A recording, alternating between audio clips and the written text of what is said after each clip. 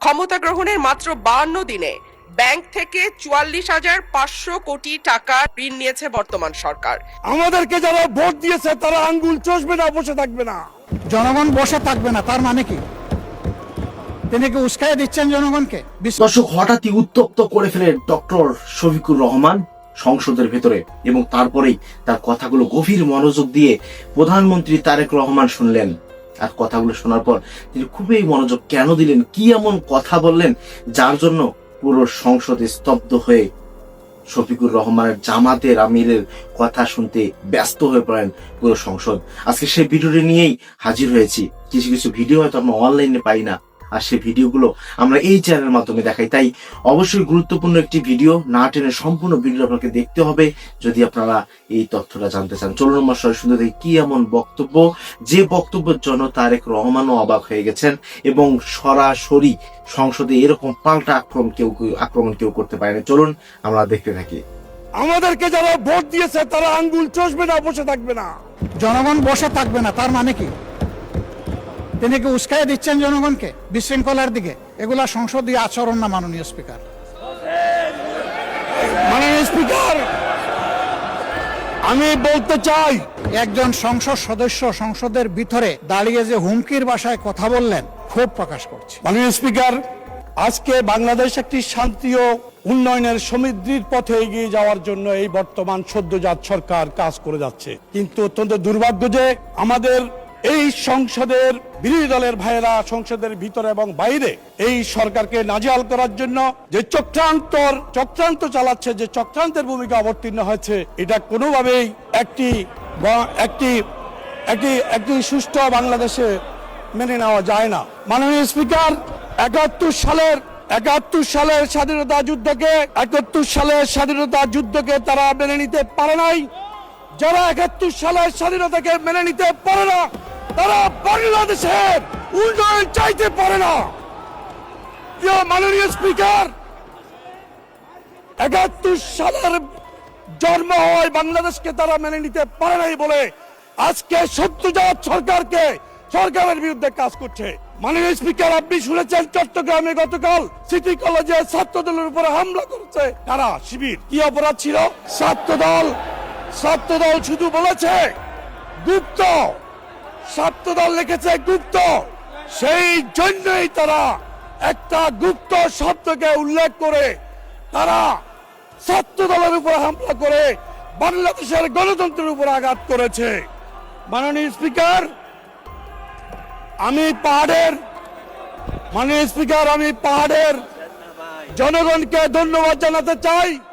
পাহাড়ের জনগণ, পাহাড়ি বাঙালি সবাই আমাকে তৃতীয়বারের মতো নির্বাচিত করেছে। সেই পাহাড়ের গণমানুষের জন্য, পাহাড়ের শান্তি প্রতিষ্ঠার জন্য, আমি টেকসই শান্তি প্রতিষ্ঠার জন্য মাননীয় প্রধানমন্ত্রীর দৃষ্টি আকর্ষণ করছি।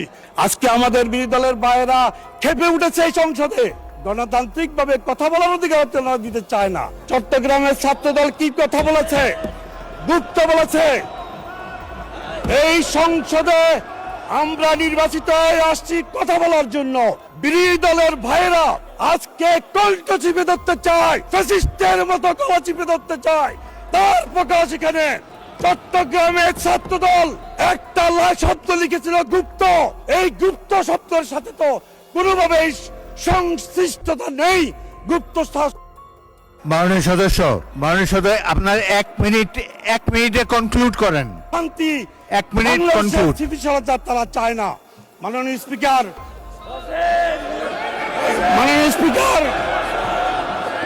আমি বলতে চাই, আজকে সংসদে আমাদের সম্মানিত বিরোধী দলের সংসদ সদস্যরা যে আচরণ দেখাচ্ছে, এতে মনে হচ্ছে বাংলাদেশের আগামী দিনে সুষ্ঠু ধারা রাজনীতি তারা করতে দেবে না, এটাই প্রতীয়মান হচ্ছে। প্রিয় ভাইরা, বিরোধী দলকে আমি এটাও বলে দিতে চাই, আমাদেরকে যারা ভোট দিয়েছে তারা আঙ্গুল চষবে না, বসে থাকবে না। তারা প্রতিবাদ করবে। আমাদের ভোটাররাও তাকিয়ে থাকবে না। অতএব আমি তাদেরকে সবিনয় অনুরোধ করব, সরকারকে সাহায্য করুন। ফ্যাসিস্টের মতো বিভিন্ন দলের মতো বাংলাদেশকে অস্থিতিশীল করা ঠিক হবে না। আপনারা আসুন আমাদের সাথে বাংলাদেশকে ফ্যাসিস্টের সময় থেকে ভিন্ন সময়ে আমরা বাংলাদেশকে এগিয়ে নিয়ে যাই। কোনোভাবেই যেন অতীতের ধন্যবাদ ধন্যবাদ মাননীয় সদস্যবৃন্দ। রাজনৈতিক দলের বিভিন্ন মতাদর্শ থাকতে পারে, তাদের কথাবার্তাতে সবটাই পছন্দ হবে এমন কোনো ব্যক্তি নয়, কিন্তু অনুগ্রহ করে শুনুন, আমার কথাটি শুনুন। এখন আপনাদের একজন বক্তাকে আমি দিচ্ছি, উনি যা যা বলেছে প্রয়োজন হলে আপনারা জবাব দিতে পারবেন। বক্তব্যের মাধ্যমে জবাব দেন। একজন বক্তাকে বক্তব্যের সময় অনুগ্রহ করে ডিস্টার্ব করবেন না। এখন আচ্ছা, মাননীয় বিরোধী দলের নেতা বলেন, কিন্তু এই বক্তব্যের মাধ্যমেই জবাব দিবেন, এটাই না, আমরা না, আশা করি। না। কাউকে ডিস্টার্ব করবেন না, বলুন। না মাননীয় স্পিকার। জি, ধন্যবাদ মাননীয় স্পিকার। প্রথমে আমি তীব্র প্রতিবাদ জানাই, এখানে যে অসংসদীয় ভাষা ব্যবহার করা হয়েছে এটা এক্সপান্ড করা হোক। 2 নম্বর, একজন সংসদ সদস্য সংসদের ভিতরে দাঁড়িয়ে যে হুমকির ভাষায় কথা বললেন, আমরা এতে আঘাত পেয়েছি এবং আমরা আমাদের ক্ষোভ প্রকাশ করছি। জনগণ বসে থাকবে না তার মানে কি? তিনি কি উস্কাইয়ে দিচ্ছেন জনগণকে বিশৃঙ্খলার দিকে? এগুলা সংসদীয় আচরণ না মাননীয় স্পিকার। আমরা পরীক্ষা করে দেখব, যদি কোনো অসংসদীয় কোনো ভাষা থাকে সেটা আমরা এক্সপাঞ্জ করব, যদি থাকে। আমার মতো গুরু সাদা লোক এখানে খুব কম, তো এই দিক থেকে অনুরোধ করছি যে আসেন ওই ঠেলা ধাক্কার রাজনীতি এখানে বাদ দিই। এই জায়গায় আমরা সিনসিয়ার টক করি, পরস্পরকে রেসপেক্ট করি। আমরা যদি মিউচুয়াল রেসপেক্টটা শো করতে পারি, পুরা হাউস রেসপেক্টেড হবে। আমরা ওই জায়গাটায় যেতে চাই। উস্কানি আমাদেরকে দেয় অনেকে, এই গরম কাণ্ড ঘটান, ওইটা ঘটান। আপনারা কি বিরোধী দল হইলেন? তাই আমি বলি যে ভাই, আমার তো যোগ্যতার পুঁজি এতটুকুই, আপনার পুঁজি দিয়ে যদি একটু সাহায্য করতেন। আল্লাহ আমাকে যে মুখ দিয়েছেন, আপনার 2টি ঠোঁট, তাইলে আমার এখানে জোড়া দিয়ে দেন, আমি আপনার ভাষায় কথা বলবো। আমি তো আল্লাহর দেওয়া আমার জিহ্বা, আমার ঠোঁটের ভাষায় আমি কথা বলবো, যেটা আল্লাহ আমাকে দিয়েছে। তা আমি সবাইকে অনুরোধ করব যে আমরা রংপুরের ঝাঁঝালো মরিচের কথা ভুলে যাই।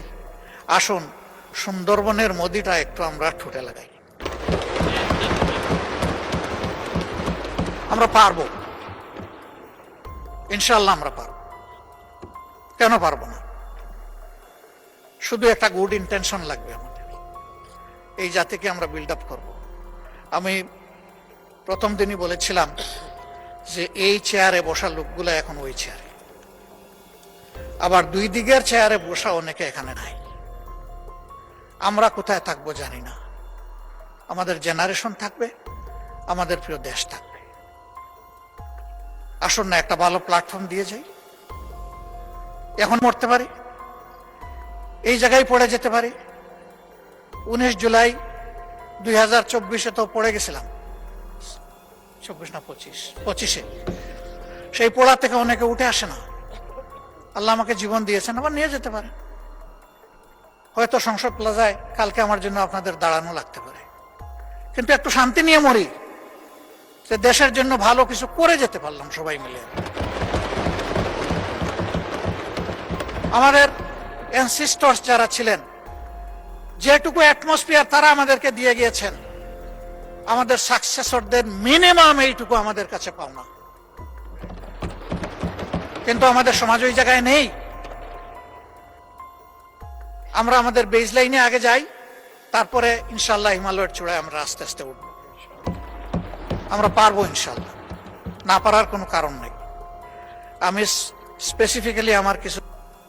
জি মাননীয় নেতা, আপনার বক্তব্য কন্টিনিউ করেন, সময় আরো বাড়িয়ে দেন 3 মিনিট দয়া করে। Thank you so much. আমি সরি, সময়ের দিকে খেয়াল করতে পারি না, এই জন্য আপনার কাছে মাপ চাচ্ছি। আমরা এই বিষয়টাকে টোটালি অ্যাড্রেস করার জন্য এবং একটা টোটাল সলিউশনের জন্য যদি সরকারি দল ফিল করেন যে আমরা একটা কমন কমিটি করব, আমরা সাড়া দেব ইনশাআল্লাহ। আমাদের কিছু প্রপোজাল আছে, আমরা আপনাদের হাতেই তুলে দেব, কারণ এক্সিকিউশন হবে আপনাদের মাধ্যমে। আমরা শুধু পরামর্শ দিয়ে সহযোগিতা করতে পারব, বাস্তবায়নটা করতে হবে সরকারকেই। ওখান থেকে সরকার যেটুকু মনে করে নিবে, যেটা মনে করবে যে এটা প্রযোজ্য না, ফেলে দিবে, অসুবিধা নেই। সেই ওপেন হার্ট নিয়ে আমরা বসতে চাই। এরকম কোনো শর্ত নেই যে যা পরামর্শ দিব তাই মানতে হবে। যদি পরামর্শ এইরকমই হয়ে যায়, এটার পরামর্শ থাকে না, এটা ডিকটেশন হয়ে যায়। আমরা ওই ডিকটেশনও পছন্দ করব না। কিন্তু আমাদের কোনো সিনসিয়ার সাবমিশন এটা যেন ডিজোন না হয়, এইটুকু আমরা প্রত্যাশা করি, for the sake of the country and nation. ক্ষমতা গ্রহণের মাত্র 52 দিনে ব্যাংক থেকে 44,500 কোটি টাকা ঋণ নিয়েছে বর্তমান সরকার। সরকারের দ্রুত ঋণ বৃদ্ধির কারণে ইতিমধ্যে চলতি অর্থবছরে বাজেটে নির্ধারিত লক্ষ্যমাত্রা ছাড়িয়ে গেছে। দর্শক, বাংলাদেশের পার্লামেন্টে আপনারা অনেকেই জানেন যে বর্তমান সময়ে যে নেতাগুলো গিয়েছেন তারা কিন্তু সম্পূর্ণ বাঘের বাচ্চার মতো তারা গর্জন দিচ্ছেন, আর এটাই করবেন আগামীতেও। দর্শক, যদি তারা বাংলাদেশের মধ্যে একটি খারাপ সিচুয়েশন তৈরি করে এবং খারাপ একটি পরিবেশ তৈরি করে, এটা যে ছাড় হবে না এটা আমরা অলরেডি বুঝতে পেরেছি। অনেকেই বাংলাদেশ জামাতি ইসলামের ব্যাপারে বলছিল যে তাদের কোনো সমর্থকই নেই, এবং সিটি কলেজ চট্টগ্রামে আপনারা দেখতে পাচ্ছেন যে একজন ছাত্র শিবির কিভাবে রক কেটে দেওয়া হয়েছে।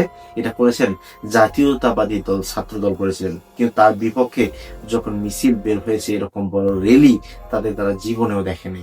দর্শক, এই পাল্টা প্রতিবাদ তারা কিন্তু সবসময় ছাত্র শিবিরের সম্পর্কে বলা হয়েছে তারা রক কাটা শিবির, তারা বিভিন্ন প্রোপাকাটা ছড়িয়েছিলেন, কিন্তু আজকে তারাই প্রমাণ করতে সক্ষম হলো যে তারা লাঠি সোটা নয়, তাদের হাত নিয়েই তারা এসেছিলেন, অথচ তাদের সশস্ত্র নিয়েই তারা হাজির হয়েছিলেন ছাত্রদল। এরকম করে বাংলাদেশে তারা ঠিক সেই আওয়ামী লীগের মতোই রাজনীতি তৈরি করার চেষ্টা করতেছে, রাজনীতির মাঠ ওই রকমই তৈরি করার চেষ্টা করতেছে। এই ব্যাপারগুলো নিয়ে জনগণ কি বলবে এটাই দেখার পালা। অবশ্যই আপনাদের মন্তব্য আমাদের কমেন্ট বক্সে জানান। আজকে ভিডিও পর্যন্তই। ভালো থাকবেন, সুস্থ থাকবেন, দেখা হবে পরবর্তী কোনো ভিডিওতে। আল্লাহ হাফেজ।